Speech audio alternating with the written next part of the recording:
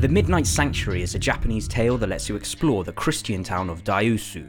It's a town that has a dark history, so when the young religious historian Hamamoru receives a letter inviting her to visit, she soon gets caught up in its past that's coming back to haunt the place. It's a visual novel, so there's nothing really to talk about in the way of gameplay, but instead, to say whether this is a good game or not depends entirely on whether it's got a good story and whether it tells it well.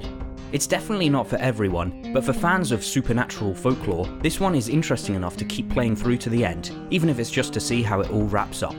It has its funny moments, La la! La la!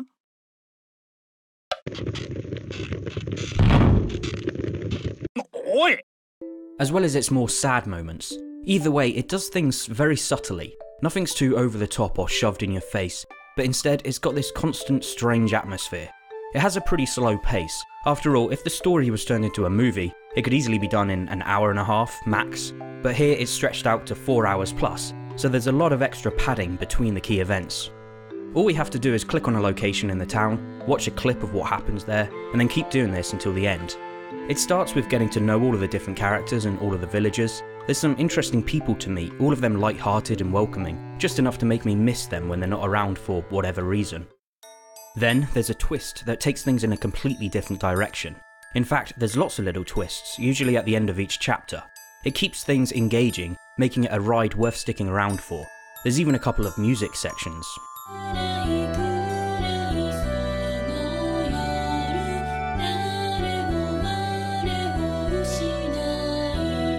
The plot is all about religion and miracles, life and death, and a blend between faith and the supernatural. It's very linear. Sure, the player gets to choose which location to visit next, but eventually they'll have to see everything, and nothing that they decide will affect the story or the ending. But let's talk about probably the strangest thing about the game, that bizarre art style. It looks like half the textures have been green screened out and then replaced with a static image of a stained glass window. It's unique and colourful, and by far one of the strangest looks in the game I've ever seen. It's like parts of the scene is missing, which I guess is what they were going for, because with the village it's never really clear what's real and what's not. インスピレーションが湧いたので感動的なシーンを追加するのです The voice acting? Well, it's kind of hard to tell if it's any good or not, seeing as it's in Japanese. But there's a lot of fun, energetic dialogue, really making each character stand out. They're all given a different personality and their own little quirks. In fact, it would be nice to know a little more about each of them, especially about their past. For example, all we really find out about Hamamoru is that she is kind and likes to help people, as well as likes to eat. A lot.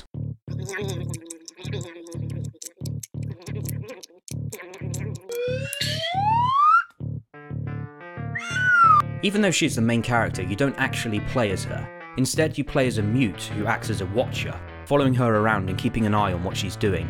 It's all very suspicious and means that right from the start, I'm not really sure who to trust. There's really not a lot more to say about this game. Because it's so linear, there's not much reason to go back and play it again, at least not right away. Playing it again, once already knowing all of the twists, may give a slightly different perspective of some of the earlier stuff that goes on, but that's about it. Until next time, thanks for watching.